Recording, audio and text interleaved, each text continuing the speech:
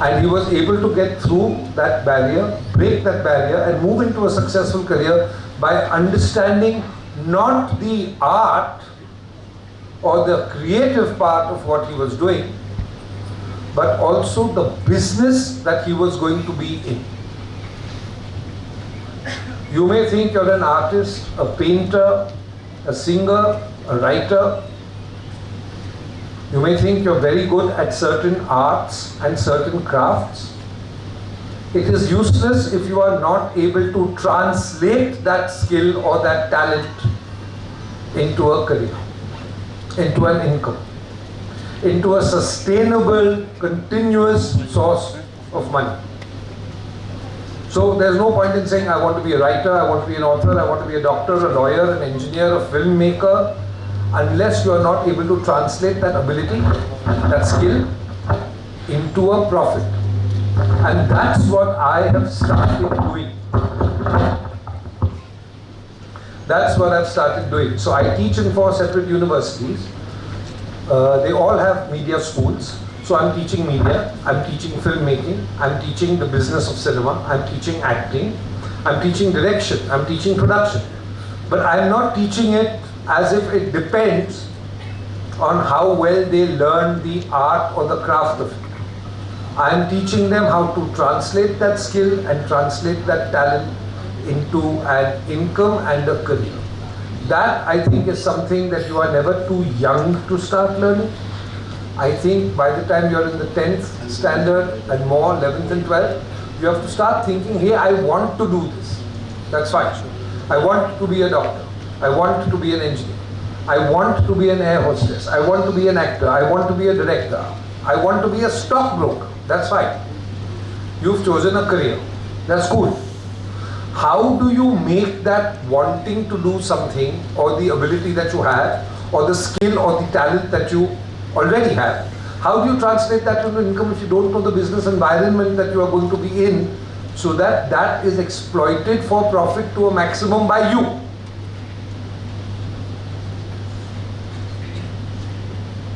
I have hordes of actors, dozens of them sitting unemployed in coffee shops in Bombay, and when they see me there, they come to me and say, sir, we've done this acting course at this and this place, and we are very talented, but no one's giving us work, or mera muh to band hi ho jata hai yaar. You've already doomed yourself. You are talented, you don't need me anymore. I don't understand you. You are talented. So then I have to turn around and say, I'm very happy that you're talented, but you don't know how to turn that talent into a profession, then what good is the talent? Fair enough. What about knowledge? What about qualification? What about discipline? What about punctuality? What about hard work? You're talented. It's over, no?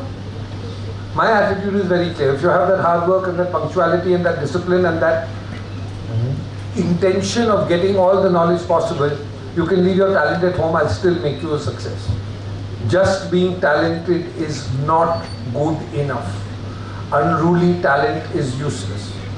If you don't have the ability and the capacity to do the mehnat to translate that talent into an income, it becomes a hobby. Anything that involves the spending of money is a hobby. Anything that involves the earning of money is a profession. I learned that very early in life. If I play tennis, it's a hobby. If Roger Federer plays tennis, it's a profession. If I play golf, it's a hobby. If Tiger Woods plays golf, it's a profession. Understand the difference between your talents and what is finally going to be a hobby for you, and what is finally going to be a profession for you. Understand it now. Because finally it's about your income, your success, your career, your future. It is not your parents' future. It is not your brother and sister's future. It is not your teacher's future. It is not your best friend's future. It is only your future, and you are the only one individual person in this universe where you are concerned who knows the truth about yourself, who knows what you're capable of, who knows what you're not capable of. So we come to the second part. I know it's a little long, but you must understand. I had a cousin, I told you last year, I think, but I'll repeat it for those who didn't hear. And Rishi would do nothing. He would lie down and listen to music. So my mama comes to me and says, यार इसका कुछ करो यार, ये late के music सुनता रहता है. तो मैंने कहा ठीक है, I will do something. So I went and sat with him. This was about 25 years ago, and I said, Rishi, yaar, what do you like doing? He says, I like lying down and listening to music. I said, oh good, music, you know. We can go to tapes, we can go to a music company. You have. He said, you didn't listen to me. I don't want to play a musical instrument. I want to lie down and listen to music. That is my life. Okay. 2 weeks later, there was a school function, like a college prom, and the guy who was handling it needed some music. So he went to my cousin Rishi. Rishi had all the music. He was just listening to music all day. He said, okay, I'll make a cassette for you. Do you know what a cassette is?